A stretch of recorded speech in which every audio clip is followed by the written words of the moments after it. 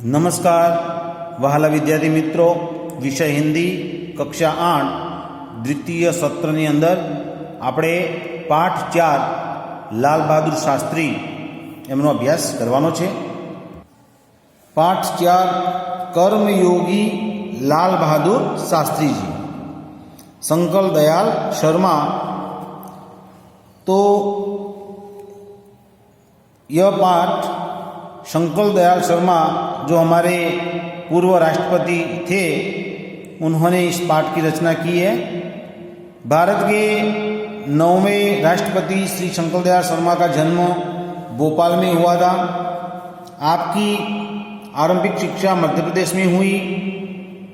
आगे की पढ़ाई आपने क्रमशः आगरा, इलाहाबाद तथा लखनऊ विश्वविद्यालय में की तथा एमए एलएलबी की उपाधि प्राप्त की। बाद में कैम्ब्रिज विश्वविद्यालय में से पीएचडी की उपाधि अर्जित की और वहीं पर 1 वर्ष तक प्रवक्ता रहे। तो जो शंकर दयाल शर्मा हमारे पूर्व राष्ट्रपति, इनकी यहाँ पर उन्होंने जो अभ्यास किया उनके बारे में यहाँ पर लिखा हुआ है। यहाँ पर कर्मयोगी लाल बहादुर शास्त्री रेखा चित्र में लेखक शास्त्री जी के व्यक्तित्व का विश्लेषण करते हुए एक निष्कर्ष प्रस्तुत करते हैं कि अपनी कर्मठता के गुण के कारण लाल बहादुर शास्त्री एक अति सामान्य परिवार से उठकर देश के प्रधानमंत्री पद तक पहुँचे। वे कर्म को ही ईश्वर मानते थे। कर्म के प्रति अटल आस्था एवं संपूर्ण समर्पण उनके जीवन विकास का मूलाधार था। इस इकाई में समाविष्ट मूल्य, समर्पण भावना, कर्तव्य निष्ठा, कर्मठता, सेवा, यह सभी गुण हमको देखने को मिलते हैं। तो शुरुआत करते हैं। यहाँ पर जो चित्र दिया है वह लाल बहादुर शास्त्री जी का है। शास्त्री जी के नाम के साथ कर्मयोगी विशेषण जोड़ना बिल्कुल उपयुक्त है, क्योंकि मुझे तो उनका सारा जीवन ही कर्म से भरा हुआ मालूम पड़ता है।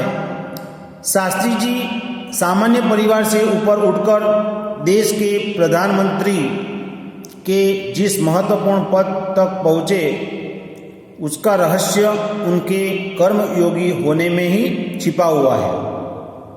वे उन लोगों में भी नहीं थे जो भाग्य पर भरोसा करके बैठे रहते हैं और अचानक कभी सफलता मिल जाती है, बल्कि वे उन लोगों में से थे जिनको अपनी हथेली की लकीरों के बजाय अपने चिंतन और कर्म की शक्ति पर अधिक भरोसा होता है और वे क्रमशः अपने जीवन का रास्ता बनाते हुए आगे बढ़ते हैं। शास्त्री जी के लिए कर्म ही ईश्वर था और इसके प्रति बिना किसी फल की आशा किए संपूर्ण भाव से समर्पित रहते थे। यहाँ तक कि जब भी उन्हें फल की प्राप्ति के अवसर मिले, तब भी उन्होंने उस और हमेशा उपेक्षित दृष्टि रखी। उनका जीवन दर्शन गीता के निष्काम कर्मयोगी का प्रतिरूप था। इसीलिए मैं समझता हूँ कि उन्हें केवल कर्मयोगी के बजाय निष्काम कर्मयोगी कहना कहीं अधिक उपयुक्त होगा।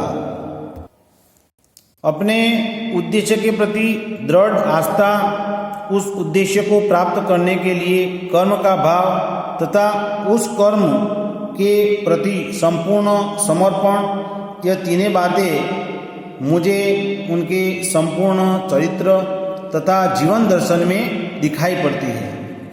अपने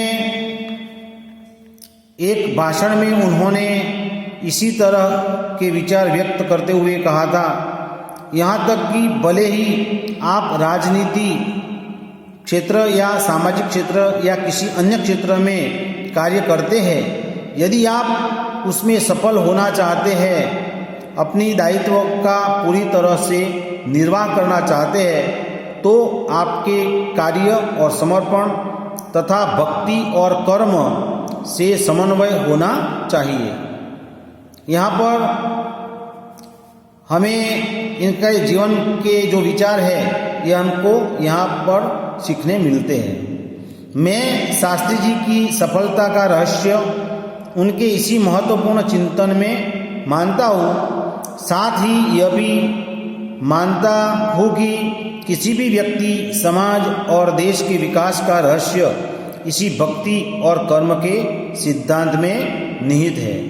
तो वह सदा जो शास्त्री जी थे वह उनका जो कार्य था वह समर्पण की भावना, देशभक्ति उनके कार्य में दिखाई देती थी। शास्त्री जी का संपूर्ण जीवन श्रम, सेवा, सादगी और समर्पण का अनुपम उदाहरण है।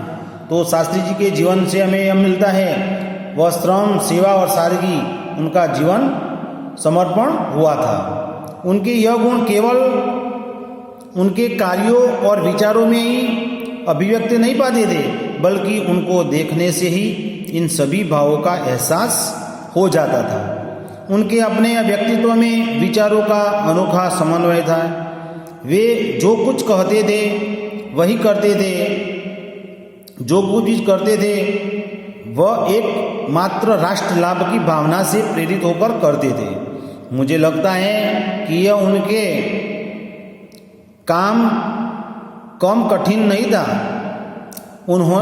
उन्हें चाहते भी थे पंडित नेहरू की समृद्ध राजनीति विरासत को संभालना और उसे आगे ले जाने का काम कम कठिन नहीं था। लेकिन देश ने उस समय यह साफ साफ देखा कि उस संभालने की ताकत शास्त्री जी में ही है, और शास्त्री जी ने अपने निर्मल चरित्र और दृढ़ संकल्प शक्ति द्वारा देश की इस आकांक्षाओं को पूरा किया। यहाँ पर एक चित्र भी है जो शास्त्री जी अपने मंत्रिमंडल के साथ दिखाई दे रहे हैं। शास्त्री जी की एक सबसे बड़ी विशेषता यह थी वे एक सामान्य परिवार में पैदा हुए थे। यहाँ पर उनके बारे में, बचपन के बारे में बताया है। वह एक सामान्य परिवार में उनका जन्म हुआ था। सामान्य परिवार में ही उनकी परवरिश हुई, और जब वे देश के प्रधानमंत्री जैसे महत्वपूर्ण पद पर पहुंचे तब भी वह सामान्य ही बने रहे। विनम्रता, सादगी और सरलता उनके व्यक्तित्व में एक विशिष्ट प्रकार का आकर्षण पैदा करते थे। इस दृष्टि से शास्त्री जी का व्यक्तित्व बापू के अधिक करीब था और कहना न होगा। तो महात्मा गांधी के व्यक्तित्व से मिलता जुलता लाल बहादुर शास्त्री जी का व्यक्तित्व था कि बापू से प्रभावित होकर ही सन 1921 में उन्होंने अपनी पढ़ाई छोड़ी थी। शास्त्री जी पर भारतीय चिंतकों डॉक्टर भगवान दास तथा बापू का कुछ ऐसा प्रभाव रहा कि वह जीवन भर उन्हीं आदर्शों पर चलते रहे तथा औरों को इसके लिए प्रेरित करते रहे। शास्त्री जी के संबंध में मुझे बाइबिल की यह वह उक्ति बिल्कुल सही जान पड़ती है कि विनम्र ही पृथ्वी के वारिस होंगे।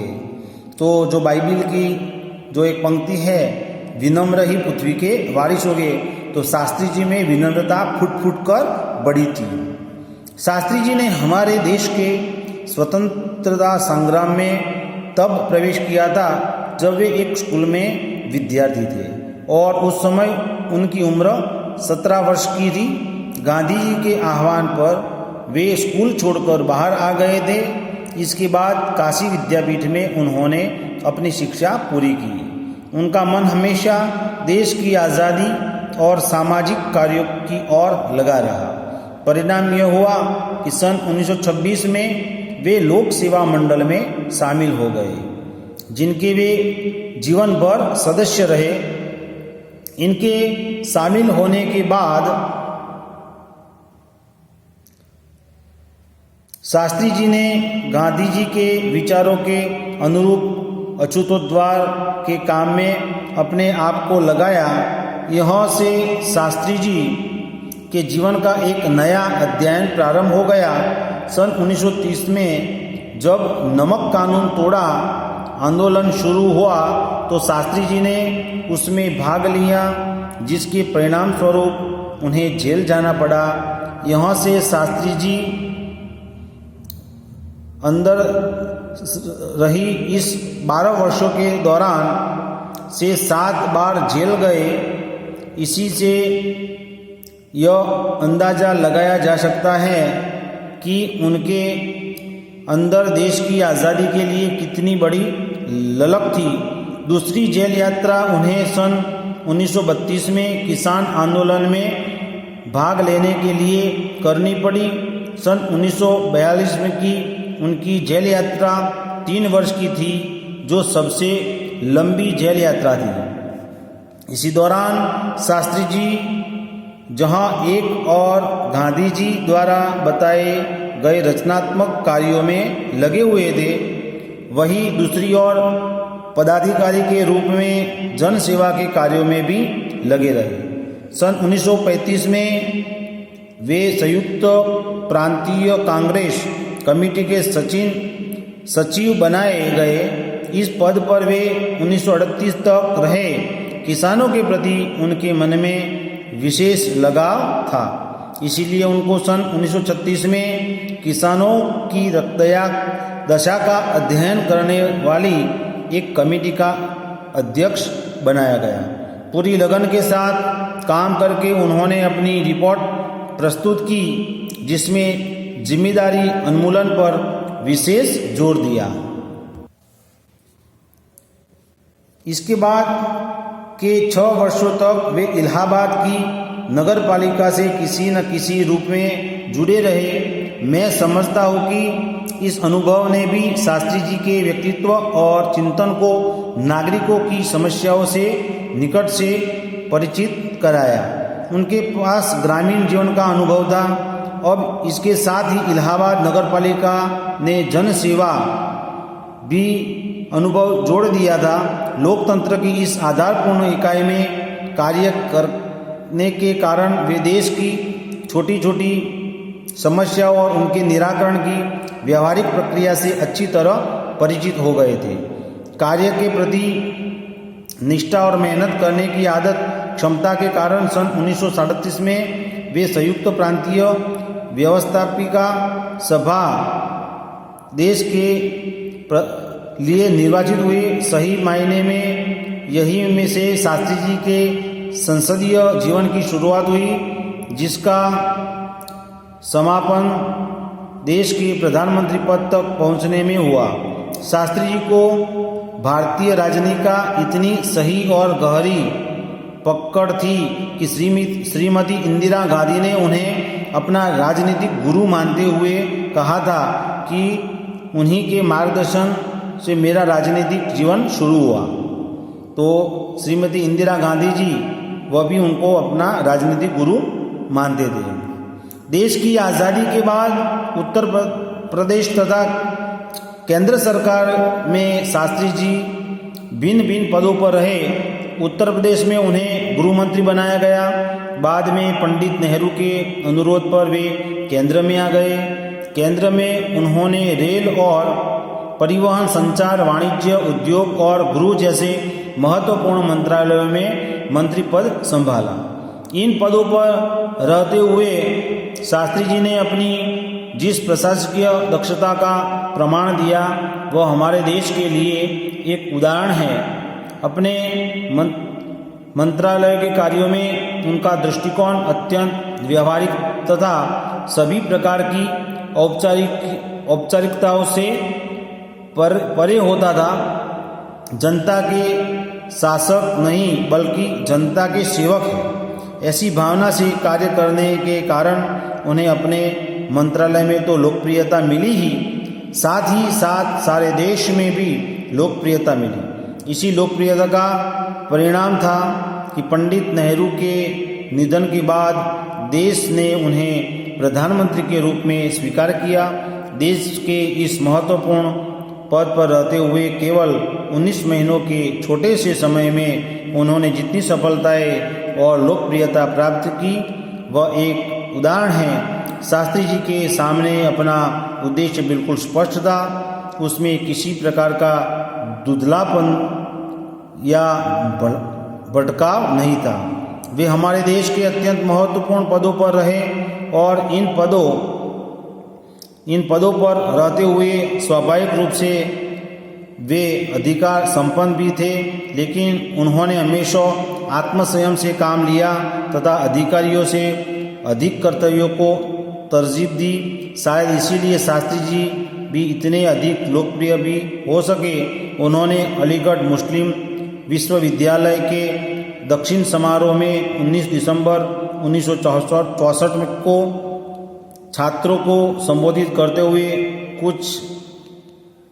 करते हुए प्रत्येक को यह सोचना चाहिए, कुछ इसी तरह से विचार व्यक्त किए थे। आपके भविष्य की मंजिल चाहे जो कुछ भी हो, आप में से प्रत्येक को यह सोचना चाहिए कि आप सबसे पहले देश के नागरिक हैं। यह आपको संविधान द्वारा प्रदत्त कुछ अधिकार देता है, लेकिन इसके कुछ कर्तव्यों का भी बोझ आता है। समझना चाहिए, हमारा देश प्रजातांत्रिक है जो निजी स्वतंत्रता देता है, लेकिन इस स्वतंत्रता का उपयोग एक व्यक्तित्व समाज के हित में स्वेच्छा से लगाए गए प्रतिबंधों के तहत होना चाहिए। अधिकार, कर्तव्य और आत्मसंयम के बारे में यह अत्यंत महत्वपूर्ण बात शास्त्री जी ने कही थी, जिसे आज याद रखने की जरूरत है। तो यहाँ पर शब्दार्थ भी दिया हुआ है, तो आपको एक बार लिखना है। यहाँ पर शास्त्री जी के पूरे जीवन में जो भी घटित था, यह यहाँ पर शंकर दयाल शर्मा ने लिखा हुआ है। अस्तु।